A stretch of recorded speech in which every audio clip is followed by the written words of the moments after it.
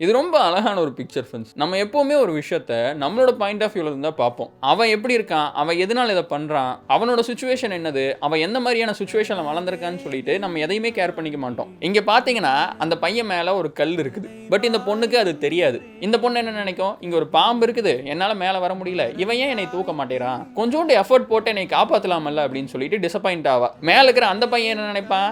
என் மேலேயே இங்க ஒரு கல்லு கிடக்குது. நானே இங்க கஷ்டப்பட்டு உன்னை தூக்கி பிடிச்சிட்டு இருக்கிறேன். நீ கொஞ்சம் எஃபோர்ட் போட்டு மேலே ஏறி வரலாமல்ல அப்படின்னு சொல்லிட்டு நினைப்பான். ரெண்டு பேருமே மாத்தி மாத்தி அவ இப்படி பண்ணிருக்கலாமல்ல, இவ இப்படி பண்ணிருக்கலாமல்னு சொல்லிட்டு நினைச்சுப்பாங்க. பட் ரெண்டு பேருக்குமே ஆப்போசிட்ல இருக்கிற பர்சனோட சிச்சுவேஷன் தெரியாது. இங்க என்னன்னா எல்லார் வாழ்க்கையிலுமே அவங்க அவங்களுக்கான பிரச்சனைகள் இருக்கதான் செய்யுது.